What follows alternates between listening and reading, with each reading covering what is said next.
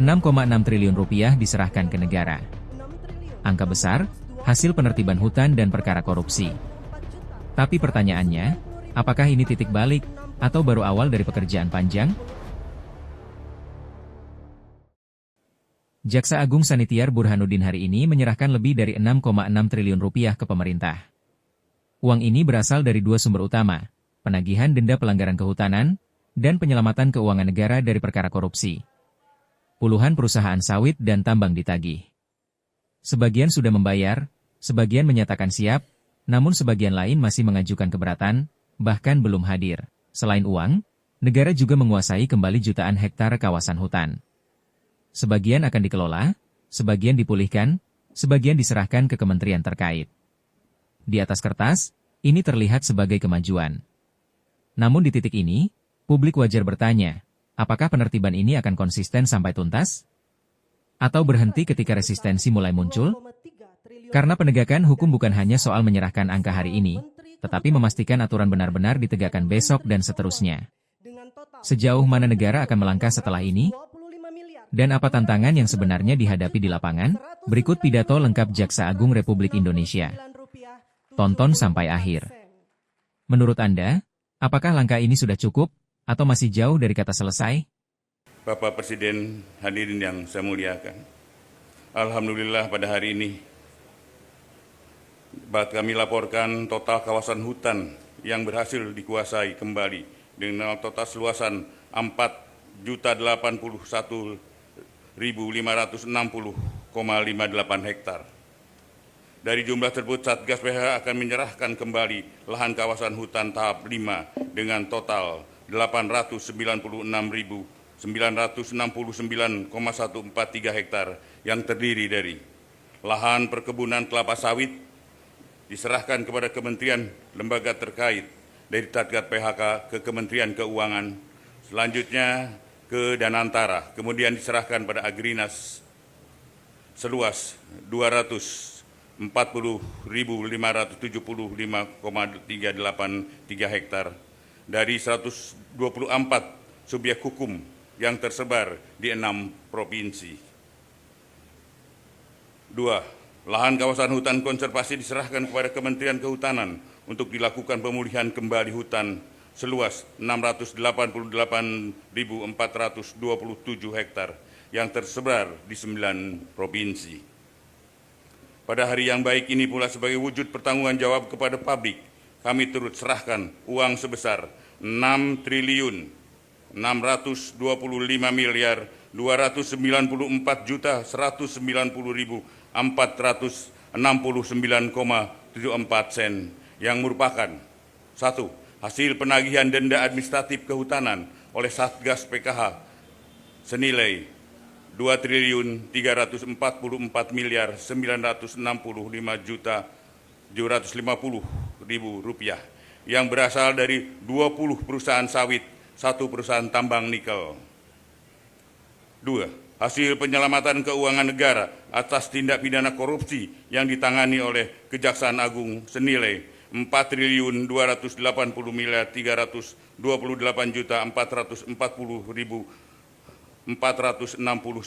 rupiah 74 sen yang berasal dari perkara dugaan tindak pidana korupsi dalam pemberian fasilitas ekspor CPO dalam perkara impor gula dan perkara impor gula. Bapak Presiden, hadirin yang saya muliakan, untuk tahun 2026 terdapat potensi penerimaan denda administratif pada sawit di tambang yang berada dalam kawasan hutan dengan jumlah sebagai berikut. Potensi denda administratif dan sawit sebesar 109,6 triliun. Potensi administrasi tambang sebesar 32,63 triliun. Bapak Presiden, hadirin yang saya muliakan, dapat kami laporkan juga berkaitan dengan percepatan pemulihan Taman Nasional Tesonelo, Satgas PKH telah melakukan berbagai langkah strategis untuk melakukan relokasi penduduk sebagai berikut. Telah dilakukan pendataan penduduk dan sarana prasarana yang ada di dalamnya. Terdapat 7 pemukiman masyarakat yang termasuk dalam 7 desa dengan jumlah penduduk 5.733 kepala keluarga dengan jumlah jiwa 22.183 orang, dan jumlah rumah sebanyak 573 bangunan. Sarana pendidikan 12 sekolah, jumlah rumah ibadah sebanyak 52, fasilitas kesehatan 12.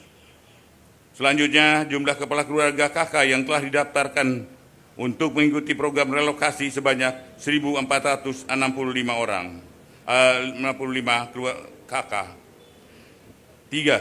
Telah menyiapkan lahan hasil penguasaan kembali seluas 8.077 hektar untuk merelokasi penduduk kawasan TNT. 4. Telah melakukan relokasi penduduk tahap 1 pada tanggal 20 Desember 2025 terhadap 227 KK dari lahan perkebunan sawit seluas 6.330,78 hektar. Bapak Presiden, hadirin yang saya muliakan, perlu kami sampaikan keterkaitan dengan bencana banjir bandang yang terjadi di wilayah Aceh, Sumatera Utara, dan Sumatera Barat. Satgas PKH telah melakukan identifikasi dengan temuan yakni sejumlah besar entitas korporasi dan perorangan terindikasi kontribusi terhadap bencana bandang, dan Satgas PKH telah melakukan klarifikasi terhadap 27 perusahaan yang tersebar di 3 provinsi tersebut. Adapun berdasarkan hasil klarifikasi Satgas PKH dan hasil analisa Pusat Riset Interdisipliner ITB, diperoleh temuan terdapat korelasi kuat bahwa bencana banjir besar di Sumatera bukan hanya fenomena alam biasa, melainkan terarah pada alih fungsi lahan yang masif di hulu sungai daerah aliran sungai yang bertemu dengan curah hujan yang tinggi, sehingga dampak hilangnya tutupan vegetasi di hulu daerah aliran sungai yang menyebabkan daya serap tanah berkurang. Aliran air permukaan meningkat tajam, hujan ekstrim, dan banjir bandang akibat volume air meluber ke permukaan. Adapun rekomendasi Satgas PKH menyikapi hal tersebut, yakni melanjutkan proses investigasi terhadap semua subjek hukum yang dicurigai, baik di Sumut, Aceh maupun Sumbar, yang melibatkan seluruh stakeholder. Satgas PKH, Kementerian Lingkungan Hidup, Kementerian Kehutanan, Polri guna menyelamatkan langkah menghindari tumpang tindih pemeriksaan dan percepatan penuntasan kasus secara efektif sesuai dengan ketentuan hukum yang berlaku.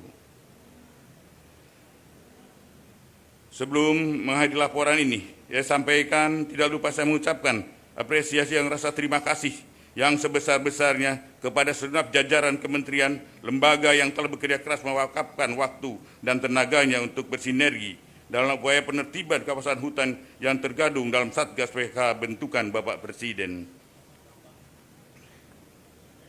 Hukum harus tegak, dan penegakan hukum yang tegas diperlukan seluruh rangka penjaga stabilitas nasional. Kita pastikan bahwa kehutanan sebagai karunia Tuhan Yang Maha Esa merupakan anugerah yang dimiliki bangsa Indonesia, harus dikelola dan dilestarikan untuk kepentingan rakyat, bukan hanya untuk kepentingan segelintir kelompok orang. Demikian beberapa hal yang dapat saya sampaikan. Semoga kita bisa mendapatkan bimbingan, perlindungan dari Tuhan Yang Maha Kuasa dalam upaya bersama membangun masa depan bangsa dan negara Indonesia yang semakin adil, makmur, sejahtera. Amin, amin, ya Rabbal Alamin. Sekian, terima kasih. Wassalamualaikum warahmatullahi wabarakatuh. Salam sejahtera buat kita semua. Salam, Om Santi Santi Om, nama budaya, salam kebajikan.